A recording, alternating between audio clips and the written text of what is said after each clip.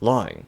We all do it. Some intentionally, some accidentally, some instinctively, and some compulsively. It's inevitable that within the shelves of humanity's perpetual library of Alexandria that there are more than a few bits of information lost and or made uncertain just by bumbling, mumbling, and making the rounds.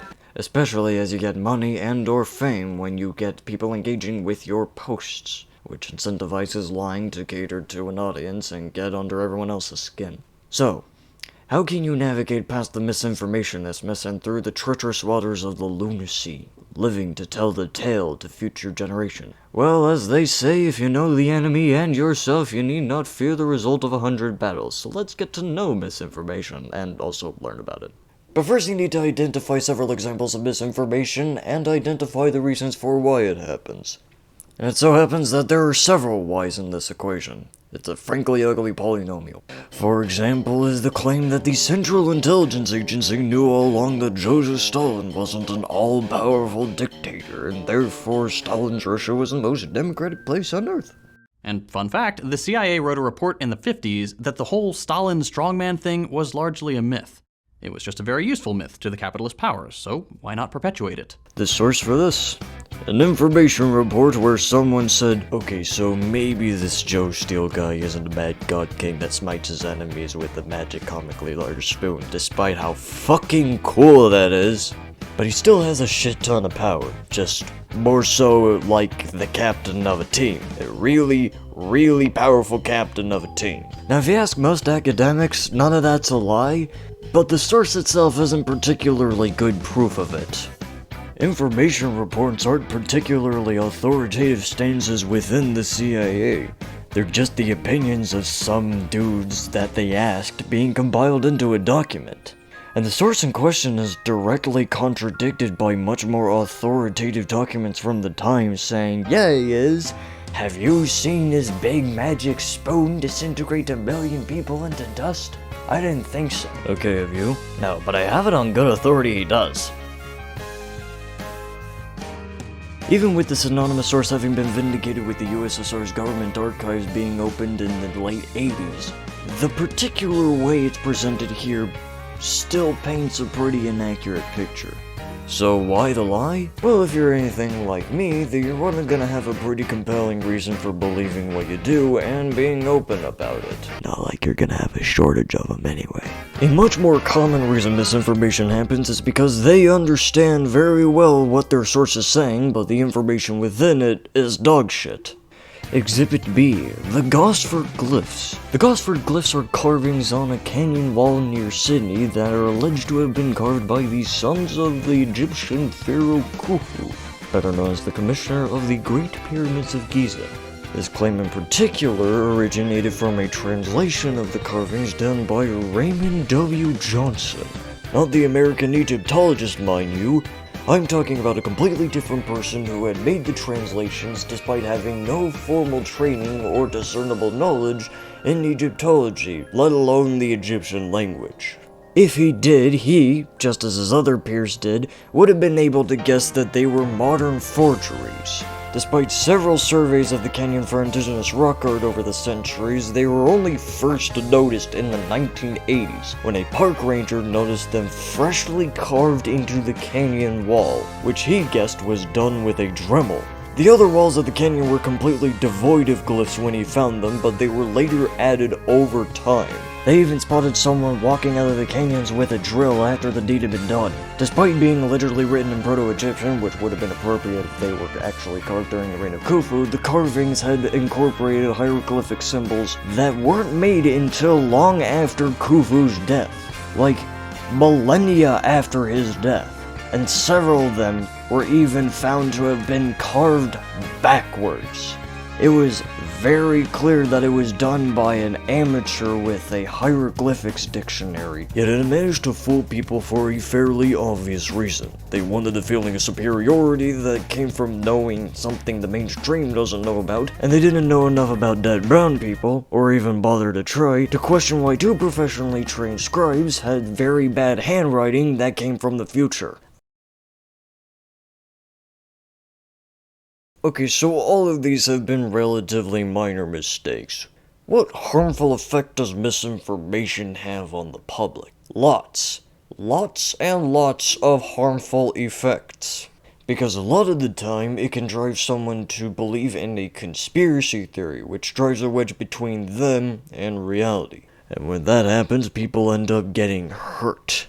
Gravely hurt. Anti-vaccine conspiracy theories have led people to reject modern medical science and any modern methods of curing disease, which inevitably led to several outbreaks of dormant and/or new diseases spreading rapidly and killing off several people with no immunity, including unimmunized children. A much more grave effect of conspiracy theories, and by extent, misinformation, is the belief in the Great Replacement Theory, alleging that immigrants are moving to Europe and America to genocide white people for some reason. This outlandish and rabidly racist conspiracy theory has motivated various bouts of mass violence, such as the 2019 Christchurch shooting, the 2015 Charleston Church massacre, and the 2011 Norway bombing, which are exactly as they sound like. All caused by people misinformed into confirming their biases and believing in complete and utter nonsense. Granted, these are edge cases. Most of the time, misinformation doesn't go anywhere besides tricking people into believing something false. But too many people get fed down this pipeline for us to just ignore it and pretend that it's any harmless. So now you see why the lunacy is such a deadly sea. So how can you avoid the woes of misinformation and its grave results? Well, there are several ways that you can do this. 1. Engage with current research. Don't be afraid to delve into the topic you're researching with the latest, credible academic books, reference sites, and, if you must insist, articles written by credible experts. Research who wrote it, when it was written, and why. A lot of the time, misinformation can happen because the information was obtained from sources that don't really focus on the topic they're researching. And sometimes it ends up getting sourced from outdated information. It also helps to find any compelling counter-argument that you can to a particular argument that your book makes. Just for the sake of actually forming your own opinion for once. It also helps to check the bibliography of whatever you're reading, if there is any. So that way you can get more information out of a particular topic. And if you can't find a bibliography or can't squeeze more information out of the author of where he got his information from, then you're just gonna have to find some yourself. Number 2, make your own bibliography. Cite your sources. When you used a source for research, list the title of what you used, who wrote it, when it was written/published, and where to find your bit of info within the source, if it has page numbers. This isn't just a good method of avoiding plagiarism, it's also a good method of holding yourself accountable to other curious people checking for flaws in your presentation and/or argument. So that way, if you end up telling a lie, there will be less people that just take your word for it. You should also be very careful and critical of what you're being presented with. Spare little detail, spare little technicality, and do not leave any alternate reading of your source untold. Compare it to other bits of research that you've encountered. And only be certain with your facts insofar as the sources agree with each other. This is one my source emphasized a great ton. Check to see if it's a joke. Because a lot of the time, misinformation spawns from people not understanding that their source of information for a particular factoid is a satire news article or something made up for haha funnies. Like that story you might have heard of a Florida death row inmate eating a Bible page by page. Check your emotions to see if a particular piece of information being presented raises a strong emotional reaction out of you, like anger, fear, sadness, or even joy. If it does, that's when you should start being a little more skeptical. And lastly, benefit of the doubt. In your rebuttal of a faulty source that you've used in your research, try to be charitable insofar as your opponent's motives can be left up to interpretation. I'm sure you don't want to be called a Weasley con man just because you misremembered something from a book you've read that made people believe something not true, so try not to do the same to someone else. This has been Jimothy, yhtomiJ, and I'll see you next month.